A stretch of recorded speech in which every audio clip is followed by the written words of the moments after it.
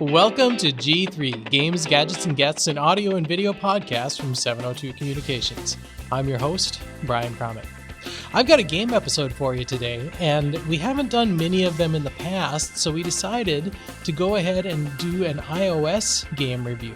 And so if you're into iOS gaming at all, you've probably heard of Fire Emblem Heroes. And Fire Emblem wasn't a franchise that I was actually familiar with. Once I got into it, I understood that Fire Emblem Heroes is actually this compilation of all these Fire Emblem games that have this huge following that I still have never played. But Fire Emblem is a big Nintendo title. So if you've never played any of the Fire Emblem games, that's fine. You don't need to have played them. You don't need to know the characters to play Fire Emblem Heroes. It is a free game from the iOS store. There are in-app purchases if you want. But you can get into Fire Emblem Heroes absolutely no money down. And like I say, having not known anything about it other than it existed, I downloaded it and I started playing it. And I've been playing it for quite a while now. It touches on a lot of different addictive things that are cool. So I'm going to show you just a little bit. Actually, I might show you quite a bit of Fire Emblem Heroes. So let's go ahead and get that booted right up. And so let's get right into Fire Emblem Heroes. So it's a quick launch here. It has done and will continue to do some updating. They've done a really good job actually of having several different quests and stuff like that. So there's been new content just in the time that it's been out. So it's been fun. So again, you got this sweet theme song that's going to be really catchy and everybody's going to be singing this. So just enjoy that for a moment. And that's it. So go ahead and we start up. And it's going to take you to your castle. So this is the main screen.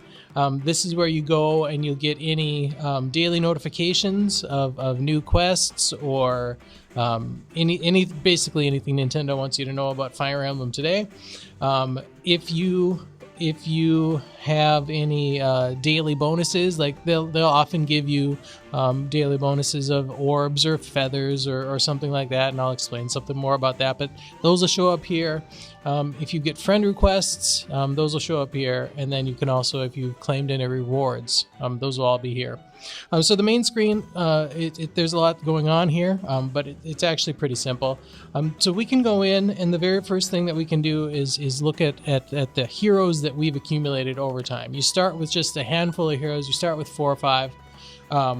And then as time goes on, you get heroes as rewards, and you can also summon heroes. So you can edit your teams. I'm going to go ahead and just put together a quick team here of first level characters. And each of these characters has a different skill based on their weapon color and their weapon type. So this Gordon is an archer. We can expand this and we can look and see his full skill list. These are the ones that he's learned. These are the skills that he can learn. And some of them he won't be able to learn unless we unlock his potential. So they've got a fairly, I won't say convoluted, but they've got a structure here where you summon heroes, and they can either be 1-star, 2-star, all the way up to 5-star, and then the quality of their character will change. So you can see that on this particular team, you got a couple that are bronze characters, and so those would be 3-star characters. We got a couple of these silver characters, and those are 4-star characters, and then there's some gold quality characters here that are 5-star characters. You need to get your heroes to 5 stars before they can learn all of the stuff they can possibly do, and there's a process for all that. So anyway, all right, so I've got a basic team of heroes here, and I'm going to take you through the very first Fire Emblem Heroes battle. So we go ahead, and there's just a little bit of story to Fire Emblem Heroes, and the story doesn't really interest me all that much, but I'm going to take you through it. The premise of the story is that you've got these Fire Emblem heroes, and you as the player are a summoner, and so you can both summon heroes and then help direct their actions. So you've got Anna and Alphonse, and you've also got Sharina, I think is her name.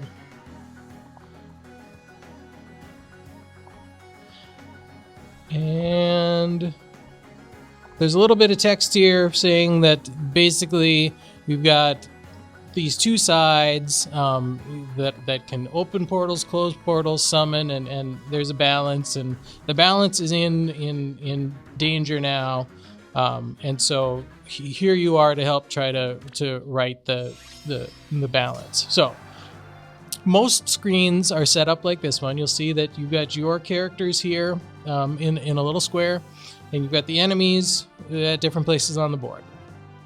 I described this to my kids when I was first talking to them. It's kind of like chess, but you don't really know what the pieces do and how they move. So it's kind of interesting that way. They've got some helpful things here. You can turn on the danger area so you can see where each of these enemies are going to be able to attack to and from. At this point, you can turn that off too. There is this triangle at the bottom. Red is more effective against green, and green's more effective against blue, and blue's more effective against red. So you kind of keep that in mind too. So I've got a blue spearman up here, and I've got a red sword user here, and I've got a green axe user down there to attack. So if I use just my triangle there, I'm going to try to get my red guy attacking the green guy, and so on. So here we go, and moving each of the guys to attack. And like I say, some of them move faster, some of them move slower. It takes a while for you to understand who moves where and when.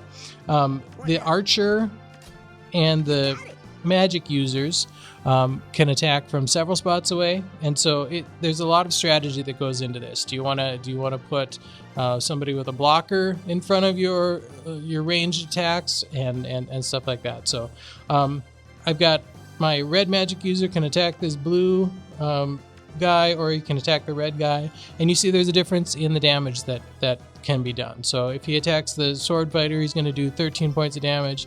If he attacks this lance fighter, he's going to do 10. I am going to go ahead and put somebody in front of him so she can take a little more damage, and I'm also going to move this shield user up here. And so that's how combat resolves. Depending on the character, you might get one or two attacks before somebody can attack you, or you might just trade attacks. At the end of every battle, there's a little bit of resolution here where if you level up, you get more hit points, you get more attack points, you get more speed, and you get more SP, which will enable you to learn skills. So go ahead and continue. I'm just gonna let him sit there for a second. So now Lance Fighter come in. Now it's the defense's turn to attack. They'll make their moves. And when the defense is attacking, it's all automated. You don't get any say in how that resolves. So I'm gonna go ahead now. We'll see if we can't finish this fighter off. And again, we level up. Leveling up happens quickly, so that's handy. And it looks like my red magic user can take care of that axe fighter with one attack.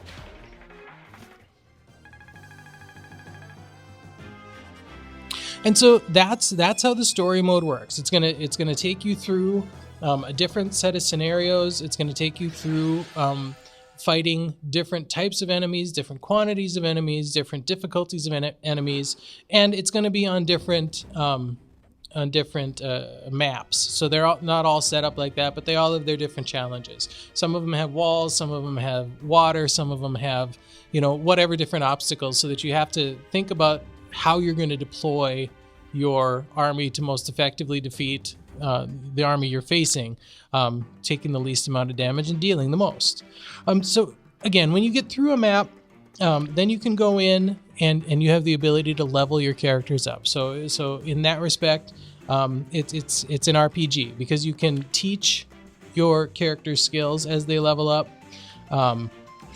once you get enough skill points, you can see what skills are there that a character might learn. You can teach them that skill. At this point, I could teach Sophia Fortify Res 2, which is gonna, just add this little bit of skill to her to make her a little bit more valuable character. You can also go back and in the allies menu, then you can go and you can change out your teams, and you can have 5 different teams going at any point that you want. You can take characters off. You can add characters to that sort of thing. You can also, if you've learned a bunch of skills and for whatever reason you want to switch skills a character has adjusted or has implemented at the time, you can go ahead and do that. You can switch from Darting Blow 3 to Darting Blow 1, for instance, if you want. So you've got that ability to change things up. They've just done an update to this game to add another skill set called Seals. So we could add another skill there. You can also, if you don't want to go through the whole battle to level up characters, you can level them up manually. So if I want to go down here to one of my weaker characters, you can level up and spend up to the maximum crystals that you've got there. So I can level her up to level 6 right now from level 2. I'm going to gain all of the skill points, all of the attributes that I would have if I would have manually leveled her up. But now it's just, it's something that you can do as long as you've got the currency to do so. You can also, like I say, there's advanced growth, so you can unlock potential of characters. So I've got some silver characters that I might like to see turn into gold characters. I actually don't have enough of these hero feathers right now to complete that. So you have to go through, and there's different ways that you can gain the different crystals and badges and feathers that you need to level your characters up. So there's all that. As you go through, like I say, you start with just a couple allies, and as you see here in this screen, I've got quite a few allies here. Most of them, or some of them, you earn just by completing special daily quests, and some of them you earn actually through summoning. So they will have a different set of heroes that they change periodically, that you can summon, and as you go through and you're doing the different maps, you're doing the different challenges, you're gaining these orbs. So at this point I've saved up some orbs so that I could show you summoning today. So let's go ahead and do a summoning round. And from this map, I compare Fire Emblem Heroes when we get to this point a little bit like any other collectible game. Like for me, I played a lot of Magic the Gathering in college, so I would go and I'd spend some money, and you'd open your pack, and then you'd see what you got. And this is very much the same like that. You can buy orbs if you want. So if you want, you can go to the in-game store, buy a bunch of orbs, and just start summoning characters to try to get the cool characters that everybody else has. So we'll summon this one and see who we get. This is actually a character that I already have, so that's disappointing. So we're going to redeem another one. The different colors here that you see on the screen are the different weapons that your different characters can have. So this is a character I already have 2. You can summon just one character. It takes 5 orbs to summon one character, but if you do the complete summoning, it takes fewer and fewer orbs along the way. So it takes 21 orbs to do a complete summoning session. So I'm going to do all 5 of them here. See if there's anybody cool we get. They've got it rigged so it's like a 3% chance to get, and it shows you the percentages actually too, but like a 3% chance to get a 5-star character. So you get a lot of these characters over and over and over again, and you get the cooler characters only once in a while.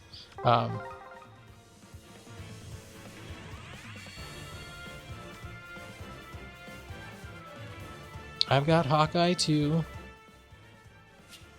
So let's go through and let's get this last summoning in, and hopefully we get somebody I don't have.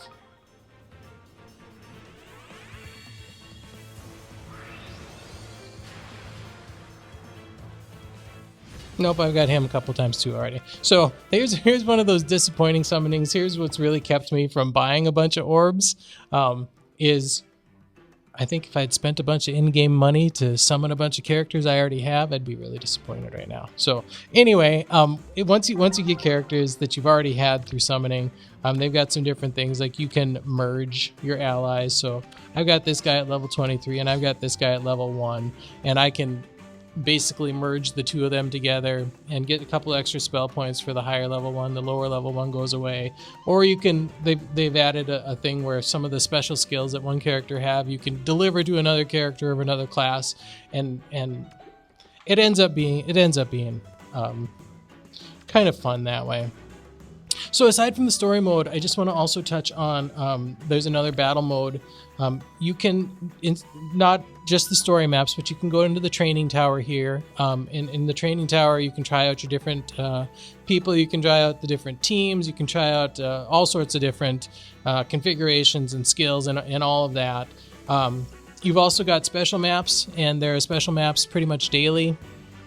Or every couple days, and they'll have rewards where if you finish this fight with all 4 characters alive, for instance, you're going to get that character that day. So you can build your hero stable, if you will, that way.